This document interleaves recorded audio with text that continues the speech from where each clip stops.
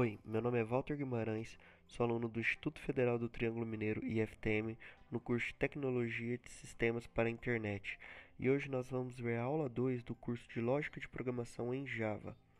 Nesta aula 2, vamos ver 4 tópicos: variáveis, declaração de variáveis, declaração da variável int e declaração da variável double. Primeiramente, o que são variáveis? Variáveis são os componentes que nós alimentamos na programação para que façam o cálculo ou a execução de um algoritmo. E como que armazenamos essas variáveis? Elas são armazenadas numa determinada parte da memória RAM.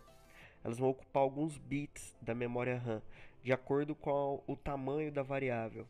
Mais para frente vocês vão saber o tamanho de algumas variáveis, lembrando que são diversas na linguagem Java, mas as principais vocês verão hoje. A declaração de variável ela é feita através de uma sintaxe, ou seja, de uma forma contínua e legível para o sistema. Você vai colocar na seguinte ordem: a variável, depois o nome da variável, o sinal de igualdade e o valor dessa variável, seguido do ponto e vírgula para que você encerre a execução daquela linha, certo? Passando para frente, podemos ver nesse quadro comparativo, podemos ver algumas variáveis principais que são utilizadas na linguagem Java. Por exemplo, temos a variável int, temos a variável double, a variável char, que são algumas variáveis bastante utilizadas dentro do curso de lógica de programação e também para você programar o seu sistema, enfim. Você pode ver o tamanho de algumas variáveis colocadas nesse quadro. A variável int ela utiliza 32 bits da memória RAM durante a execução. Por isso ela tem um tamanho delimitado de caracteres que podem ser utilizados dentro dessa variável.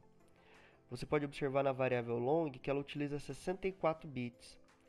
Ou seja, ela comporta, a variável long, o dobro de caracteres da variável int. Muitas pessoas poderiam pensar, então vamos utilizar sempre a long, por causa que ela compõe todo o grupo de numéricos inteiros. Aí você tem que verificar a utilização do seu programa. Se você vai utilizar tanto numérico assim, faz sentido. Agora, se você não for utilizar tantos numéricos assim em um caractere, não fará sentido porque você vai estar ocupando mais espaço da sua memória RAM e perdendo qualidade do seu sistema. Isso faria com que o seu sistema rodasse, tivesse um tamanho muito grande em relação ao que ele poderia ter se utilizasse uma variável com quantidade de tamanho menor, como a int, por exemplo. A declaração da variável int ela é feita conforme todas as outras variáveis. Você declara conforme a sintaxe. Você declara a variável, depois o nome, depois o valor. Ou seja, observando nesse exemplo, int, que significa o nome da variável, a significa o nome que eu estou colocando a essa variável, ou seja, eu coloco pode ser a, pode ser queijo, pode ser o que for relacionado ao meu programa. Lembrando que há um padrão a ser utilizado com boas normas para que fique legível o sistema, sempre nomeie a variável com aquilo que ela vai ser correlacionada. Exemplo, você está falando de carros ou notas de um aluno, por exemplo, e aí você coloca lá int a. O que é a? A se refere ao que? Às notas, se refere a carros, enfim.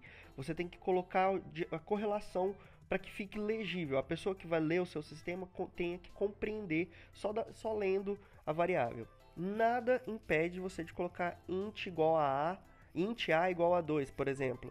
Mas se você colocar colocando só a caractere a, ela pode ser mal compreendida pelo leitor.